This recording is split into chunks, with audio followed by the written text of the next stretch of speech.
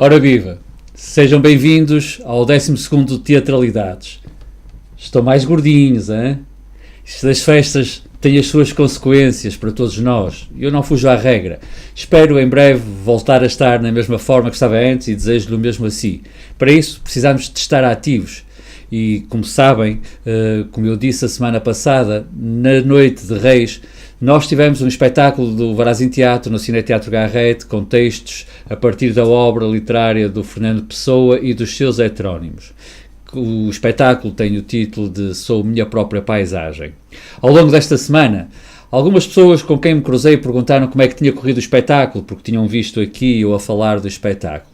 O espetáculo, de facto, correu bem, teve muito boa recepção por parte do público, embora, já estamos habituados a isso no Varazim Teatro, janeiro não seja, e logo o início de janeiro não sejam as melhores datas para o teatro, uma vez que vimos de uma sequência de eventos em que, eventualmente, as carteiras foram um bocadinho mais forçadas a abrir e não estão assim tão recheadas quanto isso, e a vida não está fácil para ninguém. No entanto, tivemos um bom público e, essencial, um público que saiu satisfeito do Cineteatro Garrett. Para nós, isso é o ponto fundamental quando criamos um espetáculo.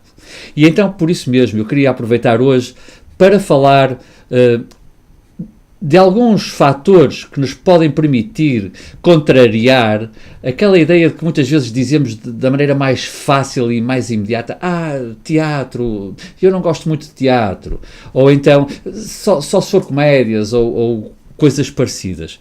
Isto tem a ver ou com a maneira como nós olhamos para as coisas, muitas das vezes, e não nos permitimos, por vezes, experimentar um outro olhar.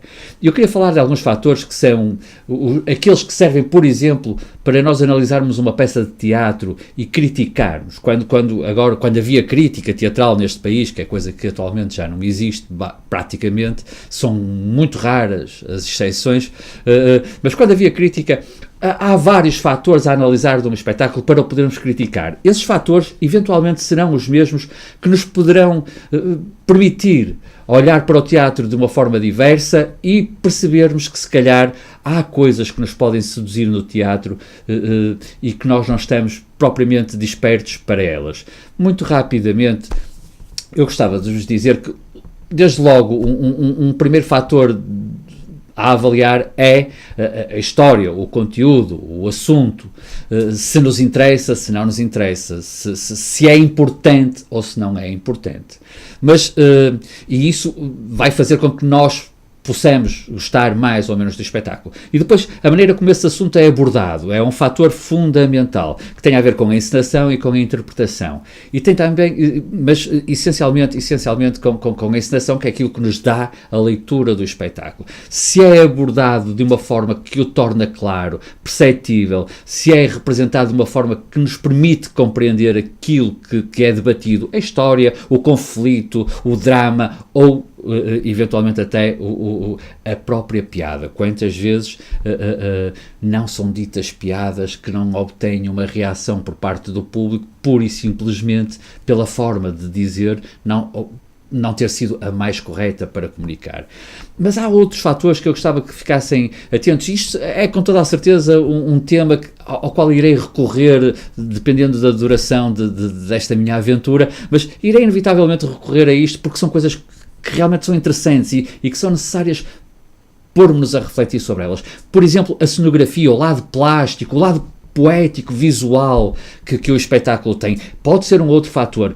Uma coisa que é mais fácil de explicar utilizando o exemplo dos filmes, as bandas sonoras, ou seja, toda a componente musical e sonora do espetáculo. Pode ser outra coisa pela qual podemos gostar de um espetáculo. Não devemos ficar meramente pelo gosto ou não gosto, se faz rir ou se faz chorar, porque, inevitavelmente, o que nós gostamos são de histórias e de histórias que nos toquem, que nos façam mexer com as sensações e com as emoções.